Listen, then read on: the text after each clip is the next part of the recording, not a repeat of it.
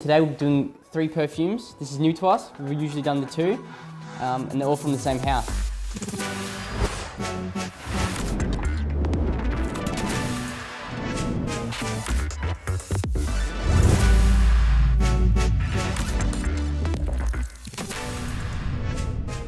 We haven't done French that much.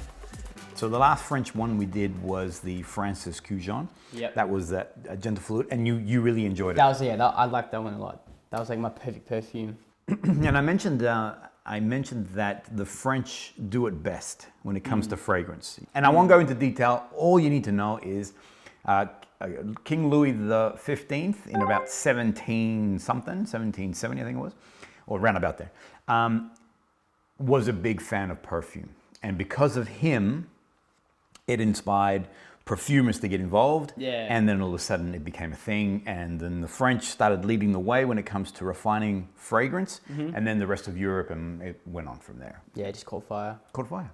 All right, so what I wanted to talk about today was this particular fragrance house that is super unique. Frapin. When I saw this, I was calling it Frapin. Frapin, as in, give me a Frapin. Is that a macchiato or no? Frapin, please. So it's pronounced Frapin. It's a French company, and they are cognac makers. They started in 1270. Okay. 1270. All right, so just sort of. I didn't even process that. no, you said it to me, and I just like, all right. I could see it in your face. You're like, yes, 1270. That's cool. Yeah, but 1270. Yeah, that's a very long time. Correct. Yeah. So in 1270, and they started off, they're in the Champagne region of France. And they started off making, and they still do, let me correct that. So they are a cognac maker. They are top level, and they make very small batches. And they've actually, back in the 1600s, I think it was, they were made nobles because of, the king made them nobles because of the quality of their product, okay? Now, recently, when I say recently, in about 2005, 2008, it's been handed, so another thing, sorry, it's been handed down from family to family. So it hasn't been bought out by it's a family business, It's a family business. There's a lot of history with this. Huge, and the Frapin family still are involved. Okay, that's cool. So it's father to son, family to family, because it's not actually father to son. They're actually the people that are there now is a woman. They're Like the owner, Yes, just keep going, brother. Okay, I will. The daughter of the recent daughter in about 2009 wasn't a huge cognac drinker, all right? So when they were doing tastings, it was getting too much to drink all that because it's very high. Yeah, no, I bet. Very If high you're in part of alcohol. business, you guys probably drink. They're probably drinking all the time. A lot because they're tasting it, making sure exactly. that it's the qualities. So what she did instead is she put it on her skin.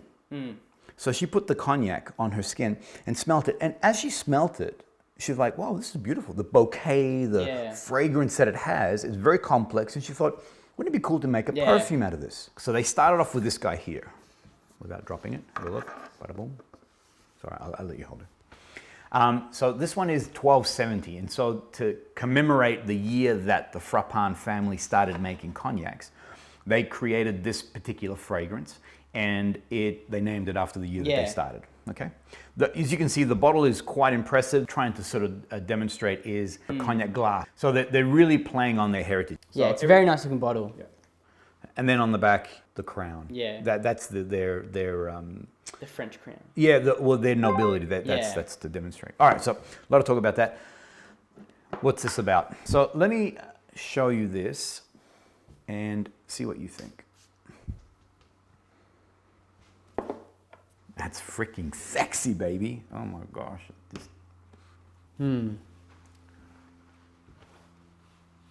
What do you... Well, firstly, tell me what you think about the fragrance. Just don't worry about the notes and blah, blah, blah. I like it. Okay. It's like a fine smell that's like, I would wear for special occasions, but it wouldn't be like a date smell. It'd be more like a job interview or... Okay. Oh yeah, I tell you what, you walk in there with a job and people are like, whoa. Yeah. Who's the sexy man? I'm guessing it's like some rum kind of smell. Right. That's what I'm smelling here. Well, think about it. So if the owner's daughter put it on her skin, the actual cognac.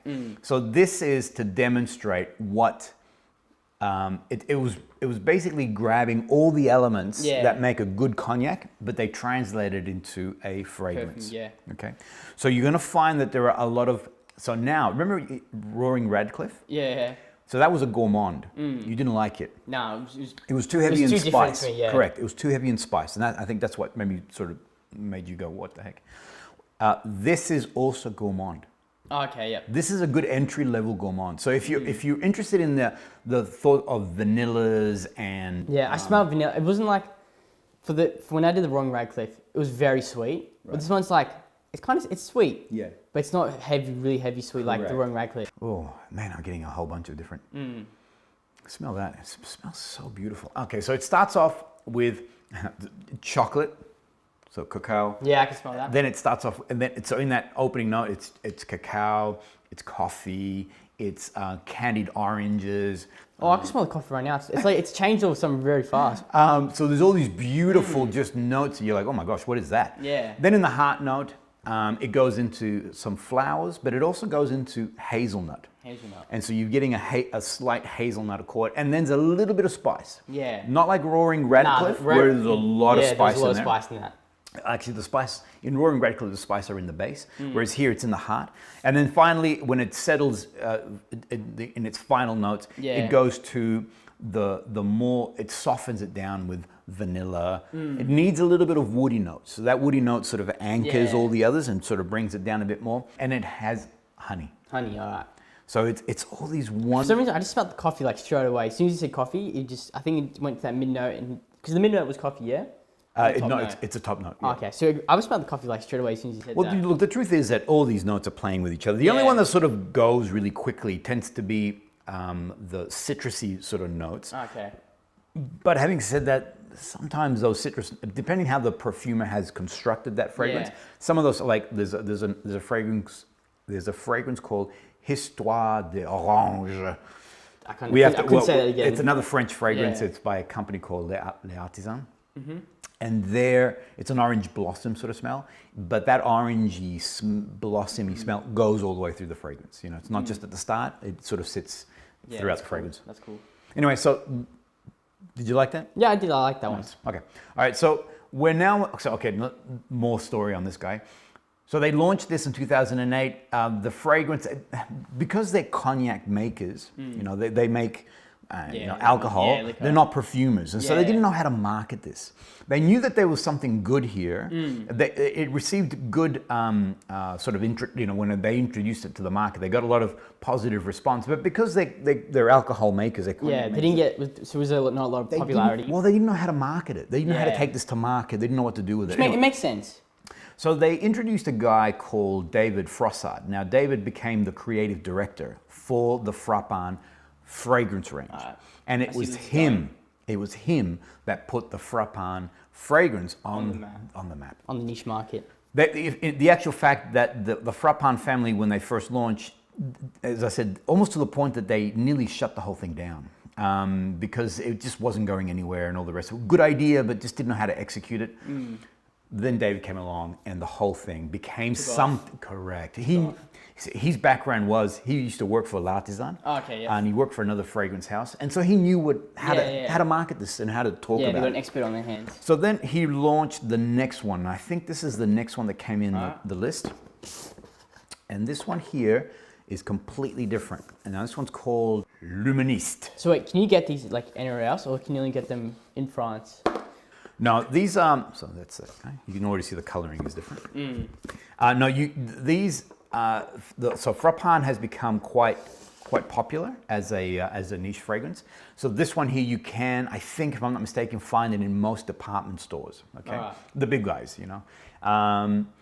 So it's actually a good. So if you're interested in niche fragrances, this is a good entry level because all of these, I think from memory, it's about $220. Okay, yep. Sorry, I normally ask you. Usually I guess, but you know, I was probably gonna make a fool of myself, so I'm glad he said it.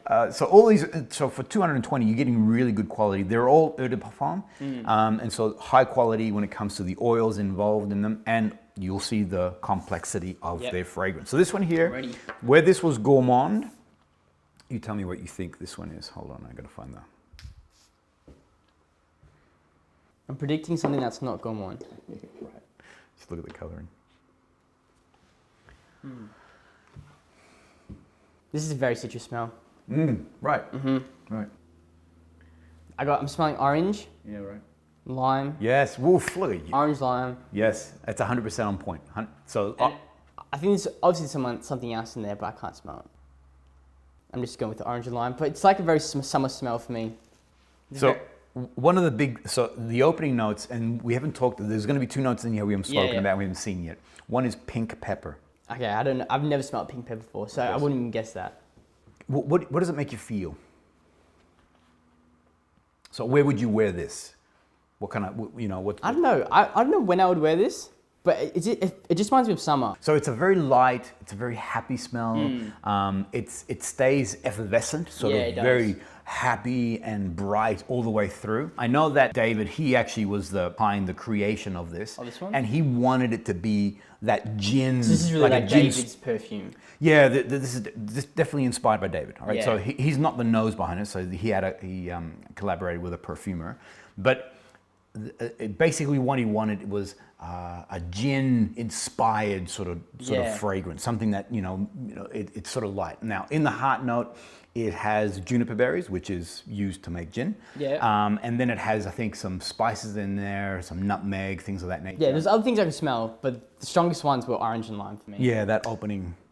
Now it does settle down. So if you want to look at, what do you think of the base notes?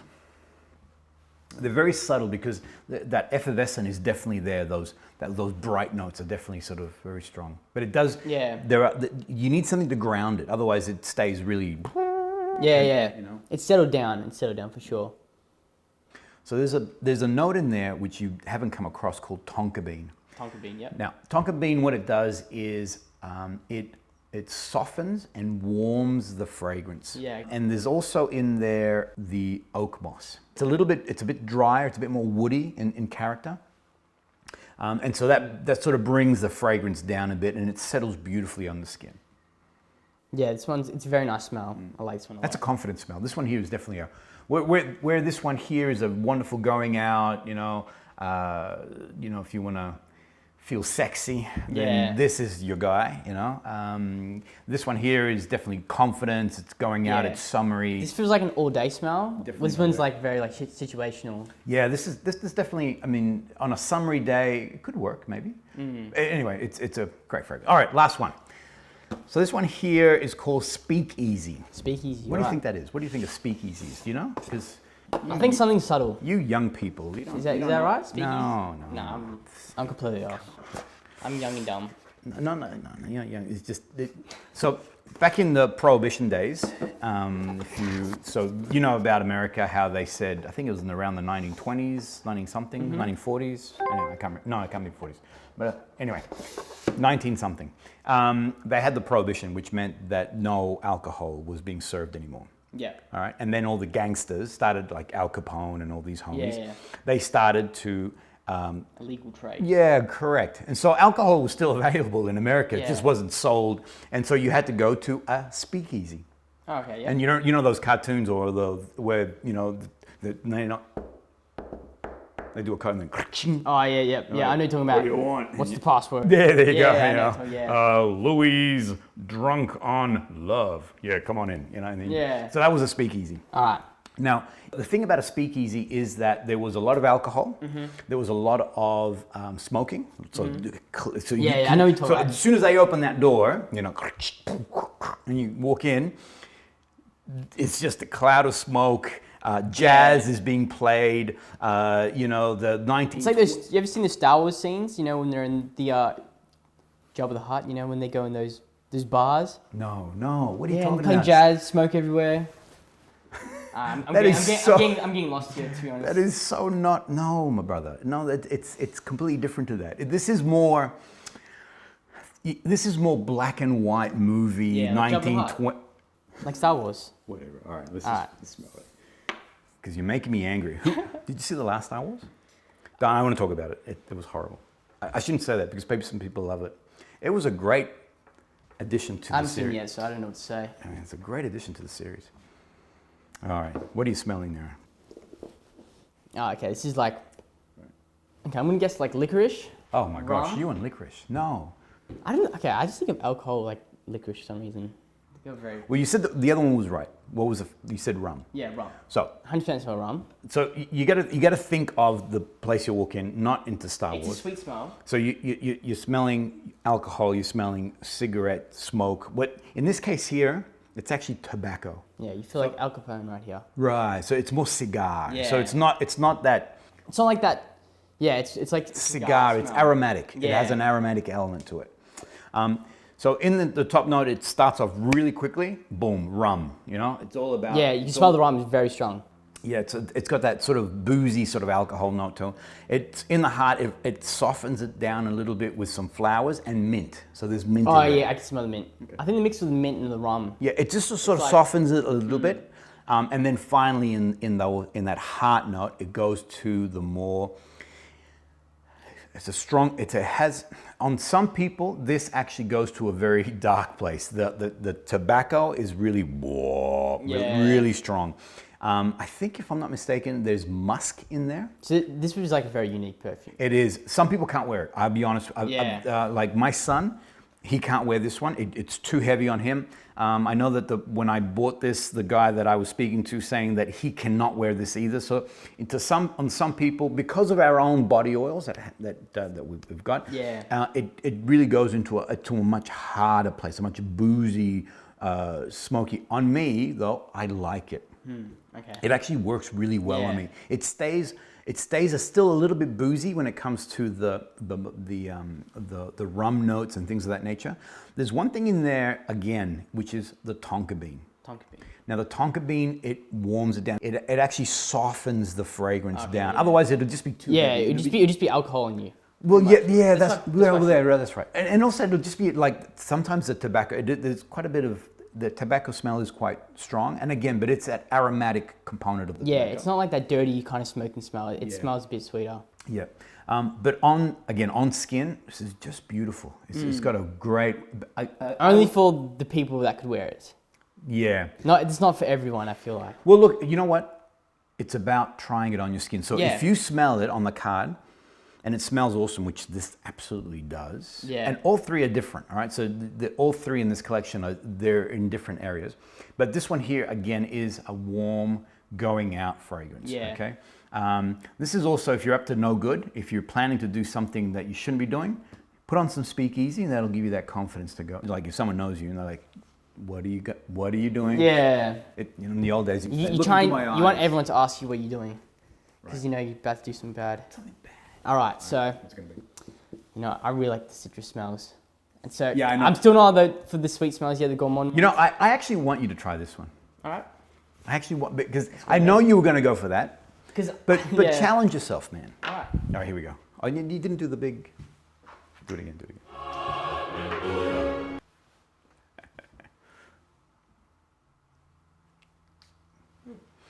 You put that more on your jacket than you did on your thing. My jacket smells Sorry, nice now. Yeah, it does. Yeah. All right, I want you to just feel that. What do you think of that? It smells a bit different now on my skin. Right. I don't know why, but it smells a bit fruity. It has dried fruit in there. And also those opening notes, it has the candied orange sort of smell. Yeah. So it's a sweet orange. It's not that citrusy. It smells like that plummy smell. And it has plum in it too. Yep. I smelled the plum straight away. Because I could not smell this before. So one thing I mentioned before is that we're talking about these top notes, and we're just sort of highlighting just a few. We're saying it's bergamot or lime, or the truth is, and I know these ones here have, I don't know, maybe 50 plus different oils in there. Yeah. But they're blended in such a refined way that some of the notes get faded out. But the fact that you picked up plum is definitely in there.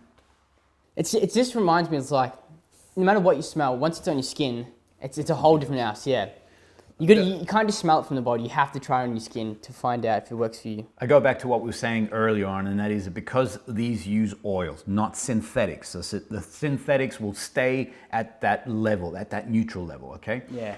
Whereas with the oils, it moves and flows, and then it plays with your own natural oils. Your natural oils on your body. Yeah. You see? And then it becomes its own. So you can't just spray it on a card and go, yeah, that's cool, that's what it is. And I'll go one further, is that those opening notes, what you're feeling there is the nice opening of the fragrance. But as the day will progress, that begins to evolve and does something else. So this is again why more than just go into a department store, spray, and then walk out and go, yeah, that's the one.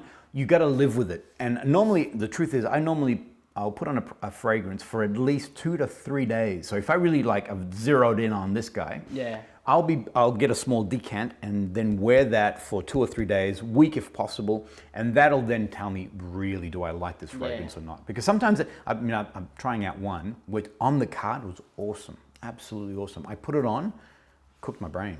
Honestly, it was too soft. It was too. I mentioned before, I'm not into florals. It was too floral. Even though on the card it didn't smell floral at all. You know. So anyway, there it is. These are the Frapin perfumes right here.